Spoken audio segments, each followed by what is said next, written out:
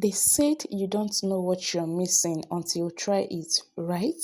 So I have stuck in my traditional favorites, but today I stepped out of my comfort zone to try out something completely different. And I'm talking about the famous Ondo Black Soup, a masterpiece from the Ondo people. So I have heard so much about the rich, earthy flavors, and honestly, I just have to see what the hype is all about. As someone who loves to exploring new kitchens and techniques, I didn't just want to cook it, I want to experience it. So, watching those dark, deep colors transform into this aromatic bowl of goodness, it's pure magic. And what surprised me most was how much I fell in love with the process. So, if you're like me that loves trying new things, then you need to watch this particular video to the very end to see how all this comes together to make a very good bowl of goodness.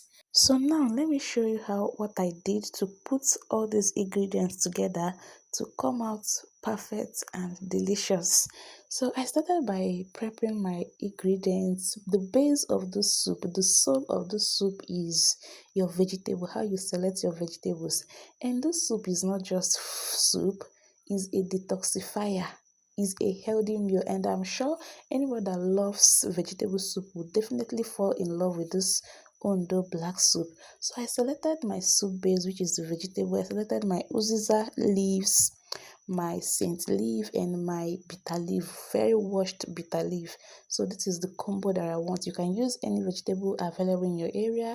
You can use any vegetable that you love of your choice. So for me, I went with these three core vegetables: bitter leaf, scent leaf, and uziza leaf. It's a banger. Oh my god.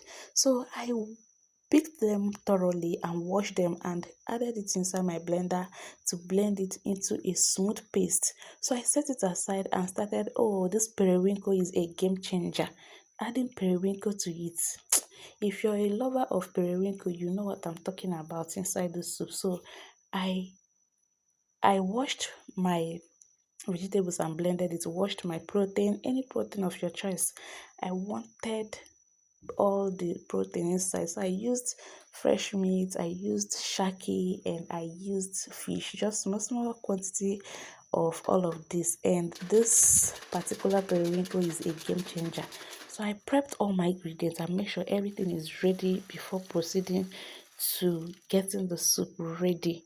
So if you're like me that doesn't have anybody to help you, just make sure all your ingredients are ready before you can start adding anything inside the pot, because honestly this soup doesn't take more than 20 to 25 minutes after you have finished preparing your ingredients to get done. And after that, I steamed my protein, all my proteins together in one pot and set it aside. If you'll be watching me, you will know that I don't like adding my proteins direct inside my dish. I like boiling it separate. It releases that authentic flavor from that protein. So I boiled it separate and separated it, set it aside. So never disappointed in my area. So this is the time I'm blending my vegetables. So I blended everything to make sure it's smooth. I blended my onions and pepper. So if you remember, I added pepper to season my protein, so I didn't add much because of my daughter. So I blended my onions and the pepper together, and this is the where the main dish starts. So I went in with my already blended vegetables, rinsed all my. I don't want touch that touches. I want everything to go in perfectly accordingly. And at this point, I covered it to boil before introducing my 75% cooked protein. Yeah, this protein is not 100% done, it's 75%. So I added it at this point because you need to be tender. That gives it that perfect taste. And you need to be generous with your oil. I must be honest. You need to be very generous with your oil because this is vegetable. And vegetable, like eats a lot of oil for that vibrant color to appear. So I went in with my periwinkle. Everything is at 85% at this point.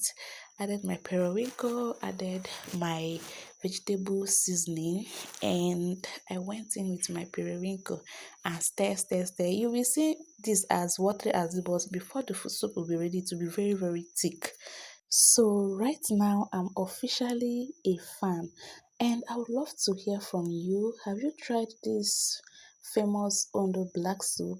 Tell me in the comments. And if you haven't tried it, will you be trying it out? Are you following this my method? Let me also know in the comments. And in case you have tried it before and you're an OG, you're the owner of this soup, tell me what I did wrong and what I did right. And that secret that makes the taste from 0 to 100, just teach me in the comment section.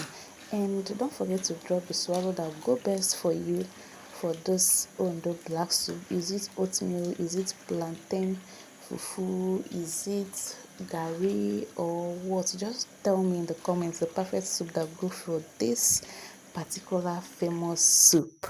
And if you have enjoyed this video from the beginning to this point, you're truly a fan of this community. And if this is the first time you're coming across my channel, do well to hit that subscribe button so that whenever I post a recipe, you'll be the first person to watch it. And like this video and also remember to share it with a loved ones who love local delicacies like this. And I'll see you on my next one. Bye bye.